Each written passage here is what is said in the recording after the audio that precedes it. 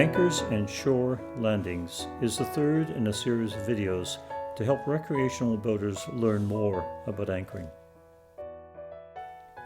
Using an anchor on a beach landing with an offshore wind is a useful technique when you're landing in tidal areas. You do not need to reset your anchor as the water level changes. As you approach shallow water, raise the motor and then paddle or walk the boat to the beach. On landing, place your anchor on the boat's bow. If needed, use a blanket or padding to protect the surface. Make sure the padding is secure or it will get dragged into the water. Next, tie your anchor line to the boat. A bowline is used here with a locking overhand knot.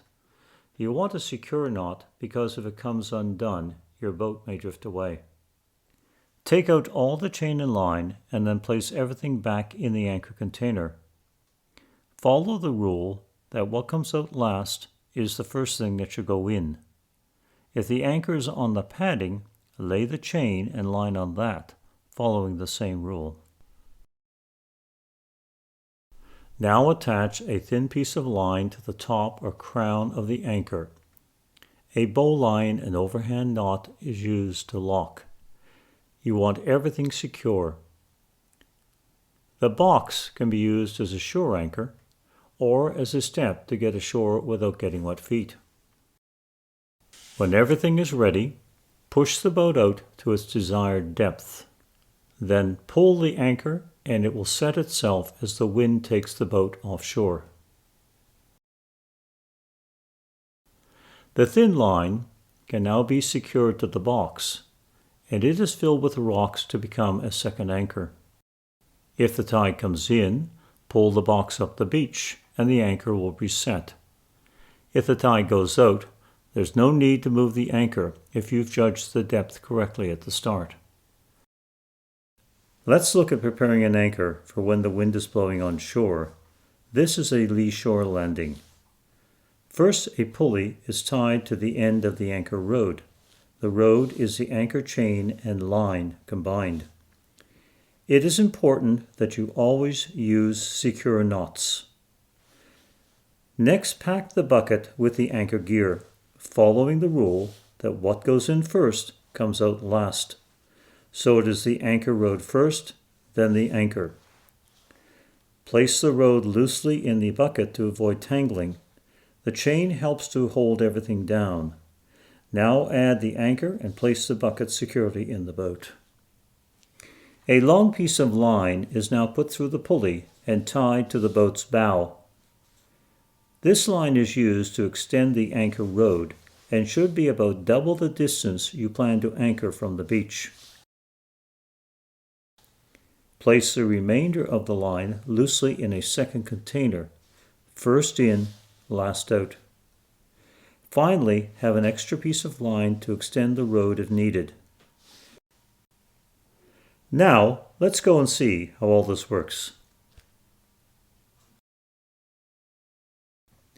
Using an anchor for a lee shore landing takes some practice, but it is a safer way to land and it can avoid damage to your boat.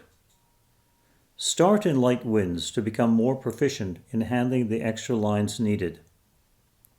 Use the crew to help, but make sure they have clear instructions in advance. Once you have chosen your spot, lower the anchor and allow at least 5 times the depth of water for your scope. When we filmed this video, the wind gusts were quite strong, so it was a good test for this technique. As the boat turns into the wind, give a few tugs on the anchor to make sure it is set. Now feed out the line attached to the bow to extend the anchor rod.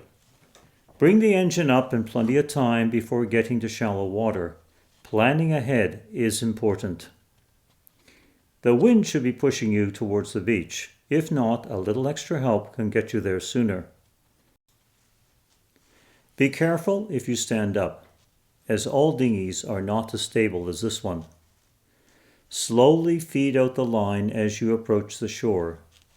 This is a job for the crew, but give them clear instructions so you do not end up on the beach.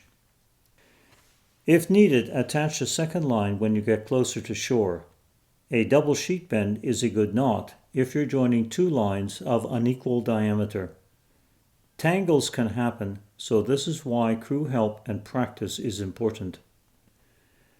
The boat is now coming into the beach with its bow into the wind. There are no waves breaking over the stern, and no one has to get out to hold it into wind and prevent it from grounding. Once ashore, attach the end of your line to the boat's stern. Having a line at both ends of the boat gives better control over it. Remember, always use secure knots. The success of the landing relies on them. Now pull on the anchor line to move the boat into deeper water. Having the line attached to the stern means you can pull it away from any obstructions. Take your time to give the anchor a chance to set. Once your boat has been moved safely into deep water, secure the rode to the shore. You could use a tree branch, a log, another anchor, or in this case a landing box. Make sure though that the line is well secured. If the water level changes due to the tide, it's easy to move the boat closer to shore or further away.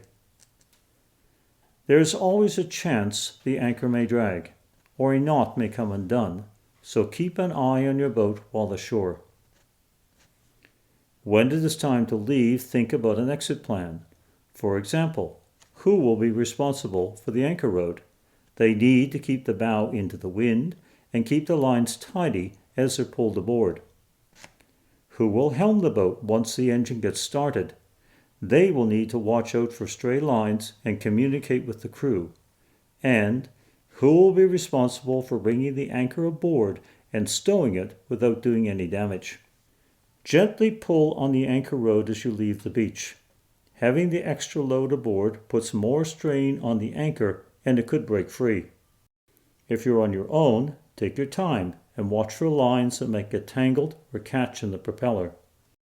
If needed, you can stop at any time and sort things out before starting the engine. Do a final check for any lines in the water. Once your engine has started, pull in your anchor line. This engine has no gear shift. The boat moves forward as soon as it's started, so anchor retrieval has to be quick. To help, a line can be attached partway down the anchor rode. Pulling on this means you can grab the rode more easily and retrieve the anchor without leaving the stern.